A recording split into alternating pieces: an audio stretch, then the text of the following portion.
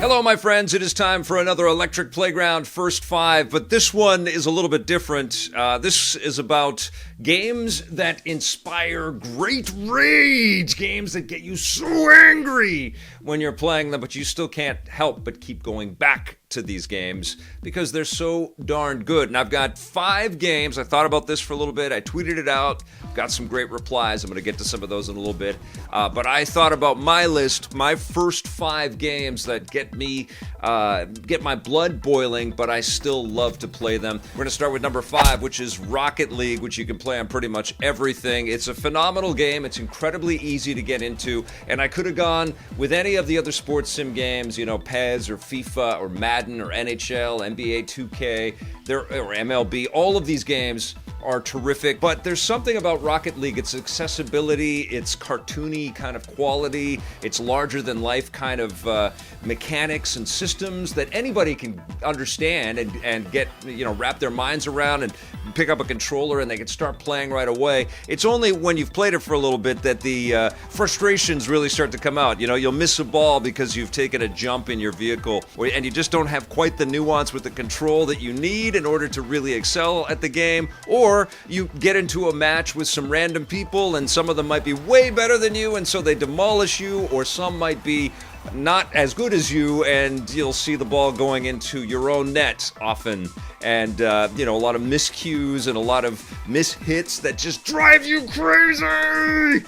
But there's something so special about this game because it's beautiful, it's super fun to watch, it's super fun to play, and because it's so larger than life, it almost calms you down. So you forget how angry you got, and then you turn it back on again, and you get completely addicted to the game. So yeah, Rocket League coming in at number 5. Number 4 is Cuphead, and this is an incredible game. It looks so innocent, but it's so devilish. It's so excruciatingly difficult. It's an action run-and-gun platformer where you've got the heavy emphasis on action. And one of the things that I will say about this game is, as beautiful as it looks, this kind of retro cartoon quality about it and the awesome jazzy music, it's an incredible production, but it's almost as beautiful in terms of precision and in terms of making you feel like a god if you can defeat some of these levels and beat some of these bosses and keep the progression going.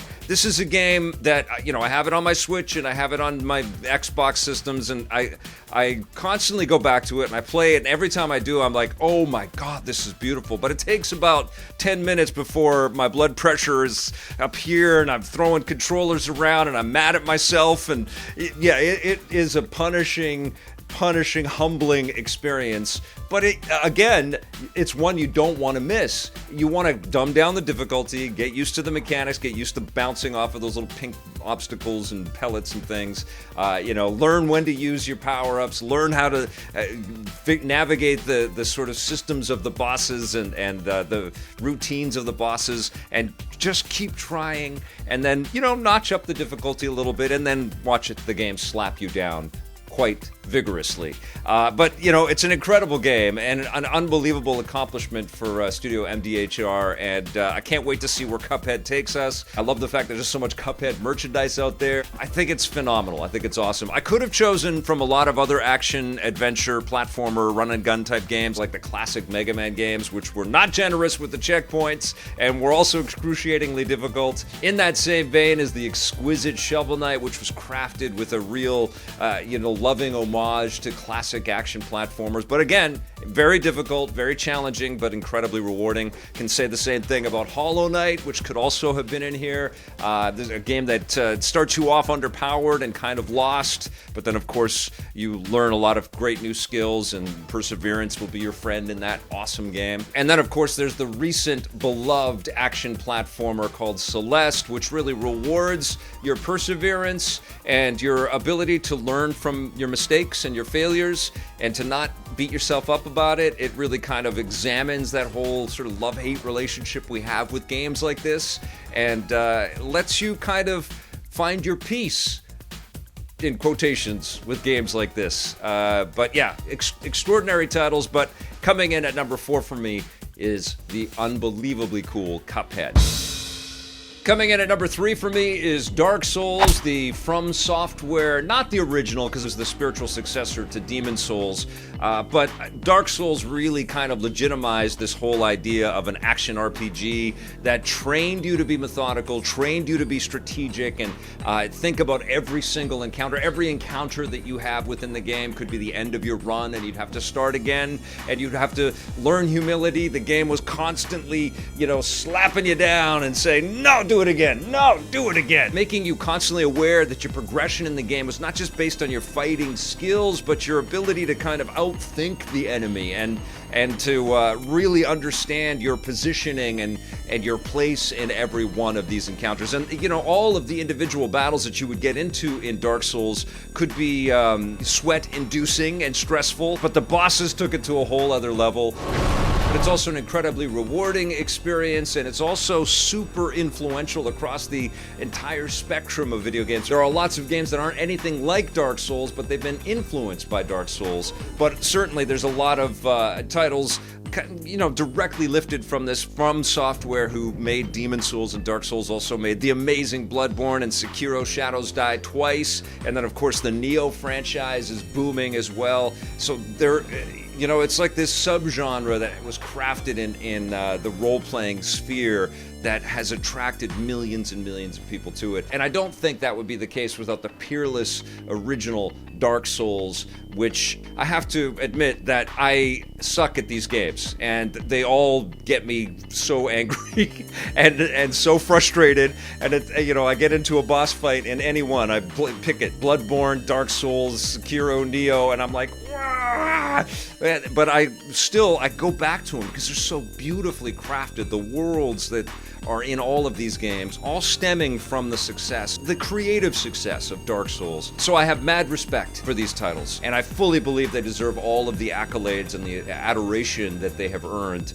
But yeah, they all frustrate me, and that started really with Dark Souls, which is number 3 on my list. Now, number 2 is Mario Kart, and this is Mario Kart across the entire spectrum, whether we're talking about the Mode 7 scaling technology of the Super Nintendo original. There's a fantastic Game Boy Advance game. Mario Kart was great on the DS and the 3DS. Oh, no. Come on. And Wii. Mamma mia. And Wii U and Nintendo 64. We're gonna do Mario Kart. Right up to kind of modern day on the Nintendo Switch, which is a celebration of Nintendo properties across the board. Again, this is another one of those accessible, cartoony racing experiences that is very easy for anybody to pick up a controller and feel like they have got it. And they can defeat the computer opponents with ease. And then you get into some multiplayer matches, and that's when the insults really start flying. This is a game that I think has probably caused a lot of rifts in relationships,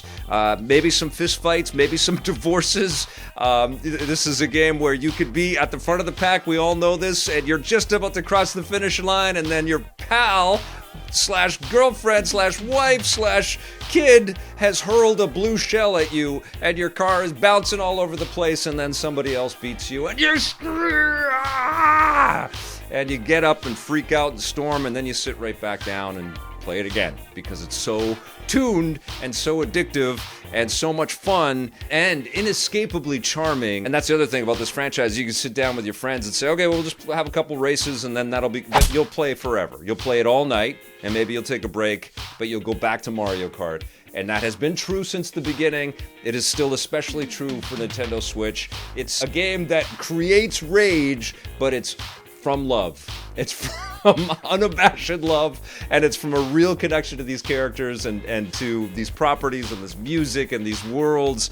These tracks have always been so well defined and tuned. And Nintendo, right from the get-go, right from that very first Super Mario Kart, which seemed like this crazy concept, just seemed to nail down the design to keep us completely hooked. And that's in the racing modes and the Grand Prix modes and the time challenges and the battle modes. This is an unbelievable franchise. Now you're playing with power, superpower. But yes, you will get angry I guarantee, when you play any version of Mario Kart with your friends and family. Now, number 1 in our first 5 rage-inducing games is Ninja Gaiden, and this one as well we can do across the spectrum, whether you play the original game on the NES or in the arcades or on the TurboGrafx 16, or you played the Xbox version of Ninja Gaiden or Ninja Gaiden Black or Ninja Gaiden 2. They sort of lost their way, Team Ninja did with Ninja Gaiden 3, but the Ninja Gaiden franchise has always been a series where you feel incredibly powerful and you know what you're doing and you can slice and dice the enemies until you can't, until you hit these brick walls in the gameplay where you just feel powerless and clumsy and like you just can't get it, and you start to really freak out. And I remember playing Ninja Gaiden on the original Xbox and just feeling like I couldn't even start the game. I couldn't get past that sort of training dojo, basically past the character that's teaching you how to do what you gotta do, which is block and defend and parry and leap and, you know, all of the things that you're gonna need to just even progress tiny bit into the game. And that feeling of elation after many, many attempts to get past that guy, as I finally got into the gameplay and all of its secrets and all of its weird, quirky twists and turns. I'm talking about Ninja Gaiden for the original Xbox.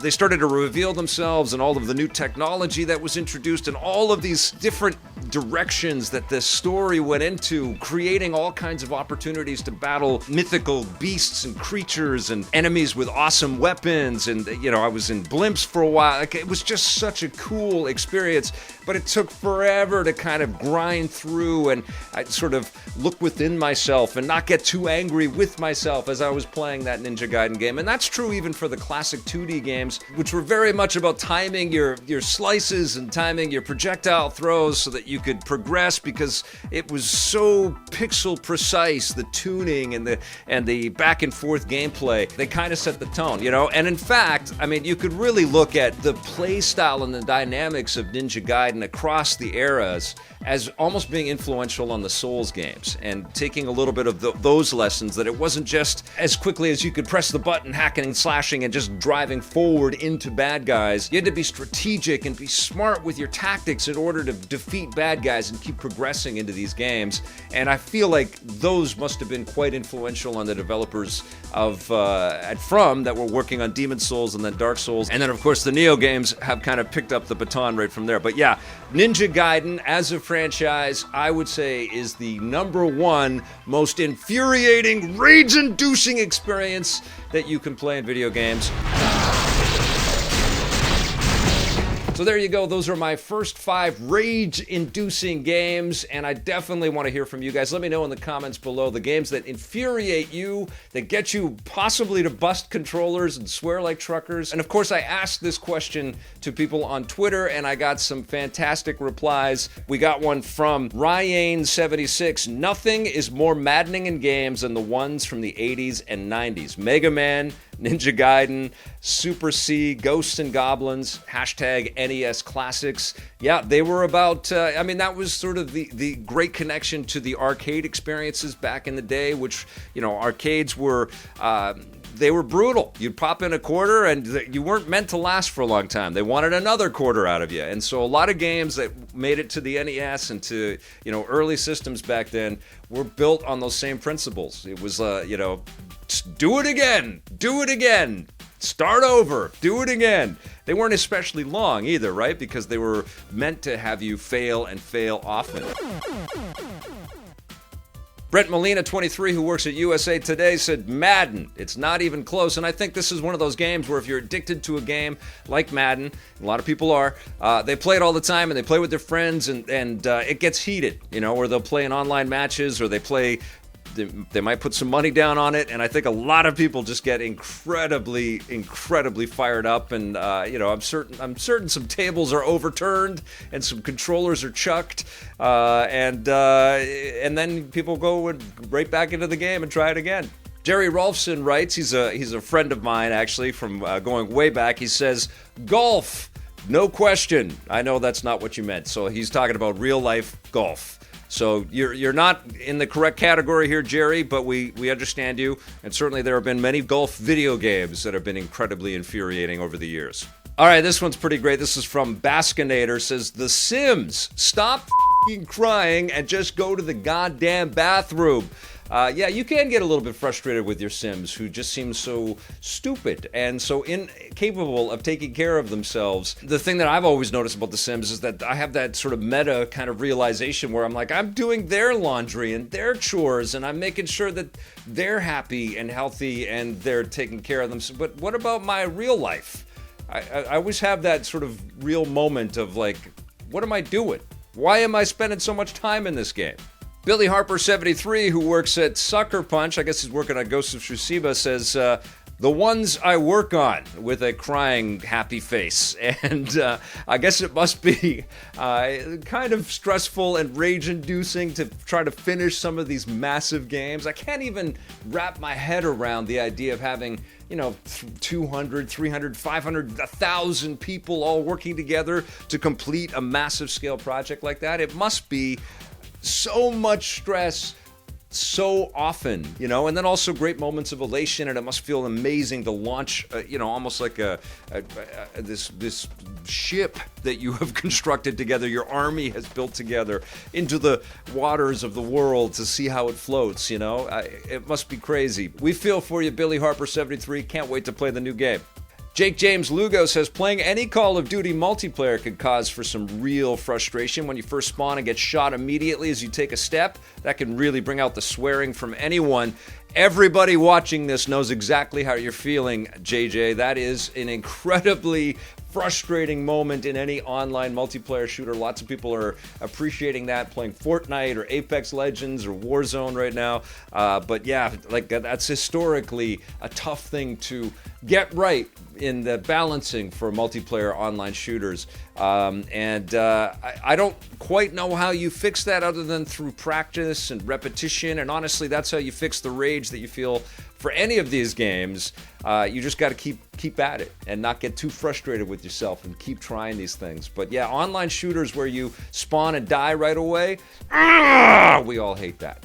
Gizmo Gladstone, who's a good buddy of mine, says, every period game, period. So every game makes Darren swear. And I think that's probably because he comes from reviewing video games. He had a long time in the media, and that he's been working at different companies shipping games as well. And so he's seen behind the curtain, and a lot of games make him frustrated. And it's interesting, a lot of games make me frustrated based on how many games that I've played and reviewed as well, because I can see where the designers have taken shortcuts or haven't thought of a particular scenario, and I get frustrated even if the game itself isn't that frustrating. We got one from Spawner75. He says, Battletoads for the NES 1991, the final part of level 3, Turbo Tunnel. And I have to be honest, I never played Battletoads back in 1991. I've dabbled with it on the Rare Replay, and I think I played some elements that evoked this on the upcoming Battletoads game that Rare is currently working on, but I didn't get to experience that crazy amounts of frustration. I know lots of you did out there, but yeah, that was the era back then. The games were incredibly hard, and they tested your patience because everybody was trained on making games from the arcades. Got one from Mrs. J19. She says, Kingdom Hearts games when I can't skip the cutscenes. Yes, that is always insufferable. Developers that might be watching this, we hate when we can't skip the cutscenes. I like great cutscenes. I like them. They embellish and they add so much to the story and the immersion. And there's a lot of great stuff in the Kingdom Hearts cutscenes. Don't ask me to kind of tell you what any of that stuff means. I can't keep any of that Kingdom Hearts story straight in my head. But we only need to see it maybe the first time. We never need to see it again. If we save at a point and then go back into a level, that we should be able to skip that cutscene every time after that. And it always just sucks when you can't skip a cutscene. And this one's from Jeff Leo, who says, Mario Kart, any title. My friends and I play online together once a week, and I always end up going from first or second to 12th place each race. I once had to make this cake for what I said to my husband. Mario Kart 8 Deluxe is the hashtag Nintendo Switch. And look at this cake. He had to apologize to his husband. I can't believe it. And that totally speaks to the unnerving, unbelievable frustration that Mario Kart can instill in all of us. but we still love you, Mario Kart. We always will. That's going to do it for our first 5 rage-inducing games, and thank you so much for sending me your suggestions on Twitter. We'll do another first 5 again soon, and I'll include some of your suggestions in there, and I definitely want to read the games that have made you swear and that fill you with rage in the comments below. Thank you so much for watching, everybody. Make sure you check out all of our other first 5s and lots of our other features that we put together.